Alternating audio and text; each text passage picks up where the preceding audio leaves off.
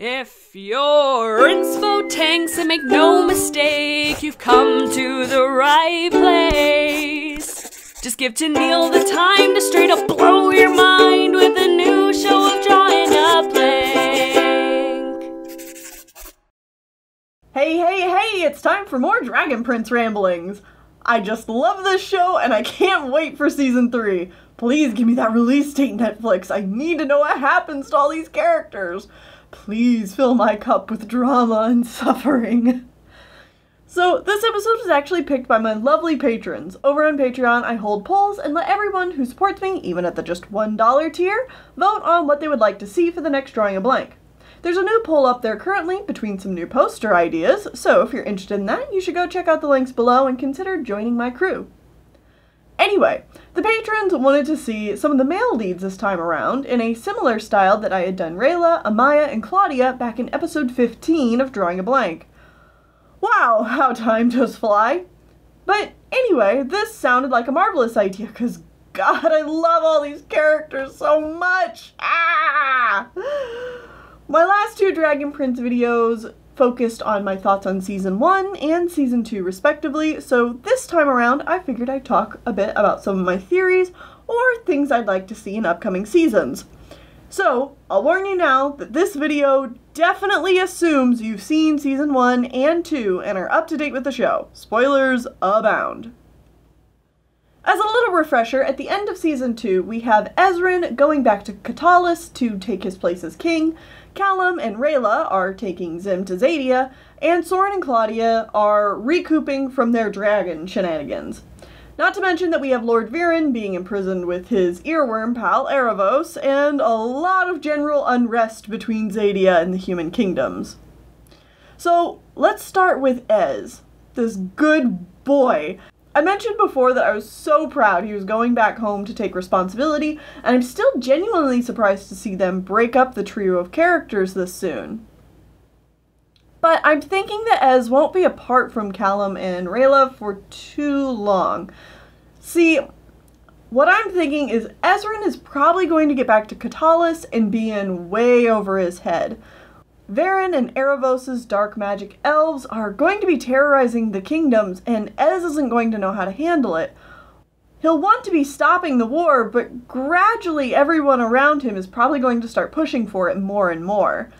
And then, when things get really crazy, Pip, or, you know, maybe it's King Harrow or something, meets back up with Ez, and then they try to smooth things over. But Erebos and Viren are probably going to get out of prison somehow and undoubtedly are going to start making things worse. So I wouldn't be surprised if Ezran and Pip are forced to run away again at some point to try and warn Xadia about a possible invasion or something like that. Callum and Rayla, on the other hand, are dealing with issues in Xadia, and this could go a lot of different directions, but I'm really hoping we get to see a lot more of the different elf cultures and how magic and magical creatures work. This is sure to be explored, but I'm hoping Callum and Rayla get to have a bit of a role reversal here. Callum is now the dangerous outsider, who has also learned magic previously thought impossible for humans to learn, thus making him even more dangerous, and Rayla will have to stand her ground and defend and protect him. Rayla has also been kind of untouchable so far, but I'm guessing that this will also be tested because when we see Rayla with the Moonshadow Elves at the beginning, she was still an assassin in training and not necessarily highly respected or anything like that, so being in her home turf is going to upset the power dynamics of the group. I also imagine getting her people on their side is going to be a challenge. And I'm also hoping we get some good old-fashioned angst and comfort between these two, because I really like their relationship so far, and I want to keep seeing them grow and continue to be better and better friends. I'm also sure we're going to see Callum grow as a mage and learn another type of magic, as well as continue to see him getting better at using the Sky Arcanum. I just really want Callum and Erebos to end up as some kind of parallel to each other, because, like, honestly, hell yeah. I can't wait to see how Erebos is going to play into everything. And then, of course, we have the dragons, which are very, very mysterious at this point. So I'm curious to see how Zim plays into all of this. The elves are totally going to freak out when they see him.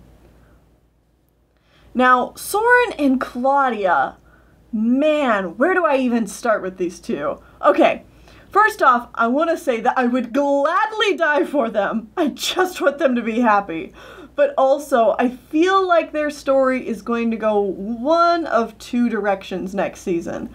They'll either be going back home to help Daddy Viren out and get roped up into his nonsense, and then we'll get a lot of parental angst, or maybe Soren and Claudia will somehow find a way to keep following Calum and Rayla into Xadia, and hijinks will ensue. And by hijinks, I mean Soren and Claudia are probably going to get captured within minutes upon arriving, and Calum will devise some sneaky, reckless plan to save them, and Rayla will be pissed. I don't know, man. Anything could happen, and I could turn out to be completely wrong about all of these, but I'm so excited to see where it goes no matter what. I have a lot of faith in this team to just tell a good story with great characters and throw in things that we don't even have an inkling for yet. There's so much we still don't know about the world of Xadia and its characters and cultures, and I'm just really along for the ride. I hope you all enjoyed my ramblings and liked watching me do this piece. If you're interested in my Dragon Prince artwork, you should go check out my Redbubble store where I have all 3 of these pieces available as prints and some other cool items. I hope you're all having a fantastic week, and please remember to stay inspired. Golden Feather 88 asks, what's your favorite character types to draw and or animate? What are your favorite personality types for characters? Do you like more serious characters or funny characters? I love animating sassy villains. It's easily my favorite. I love it whenever you have something that is both funny and threatening at the same time. So fun, hammy villain stuff is like the perfect blend of my favorite things. It is really nice to get a serious project every once in a while though too. Thank you guys for your questions and have a fantastic day. Bye-bye!